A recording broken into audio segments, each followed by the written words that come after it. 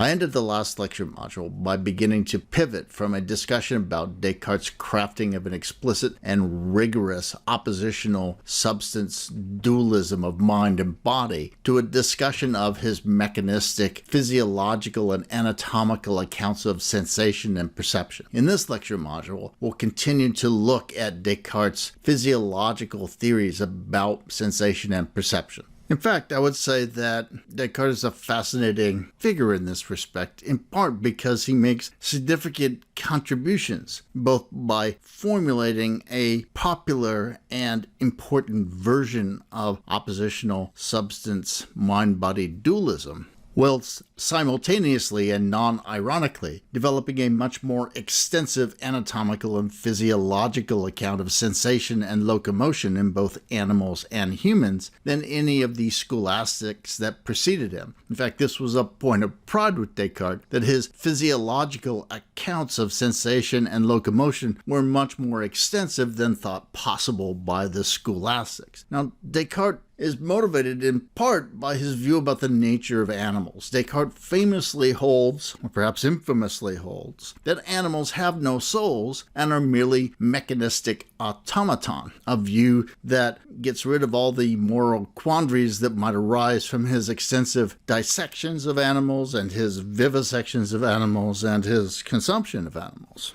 Now, Descartes never saw this particular model here. This is a model of what's sometimes called the defecating duck, not to be confused with Daffy Duck from the Warner Brothers cartoon universe. The defecating duck, or just the duck, was a creation by the French engineer Jacques de Vauxhall and was first exhibited in 1739, so it's an Enlightenment construction. The duck itself would move around, it would make noises, and it would take food that was given to it, digest that food, and then excrete it. There's even a short film of it.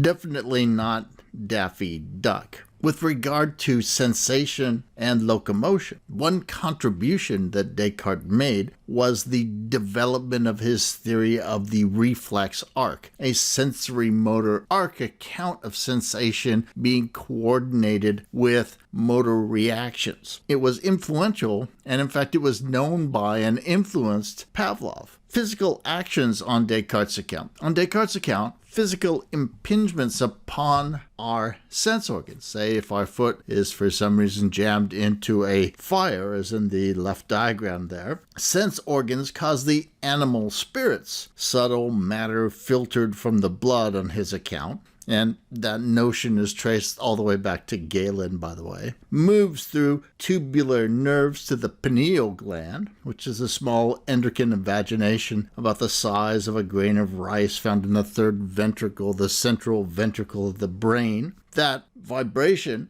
causes the pineal gland to vibrate distinctively. Those vibrations give rise to emotions and passions and cause the body to act. So bodily action then becomes the final outcome in the reflex arc that begins with this external stimuli and then results in these motor responses. So when you accidentally shove your foot into the fire, this impinges upon your sensory organs that causes movement in the animal spirits in the tubules that are your nerves. It's conveyed up to that third ventricle. It wiggles the pineal gland, which generates in your soul feelings of pain and fear, perhaps. Simultaneously, that movement of the pineal gland triggers then the motor response, the movement of the animal spirits into the muscles, causing the muscles to contract.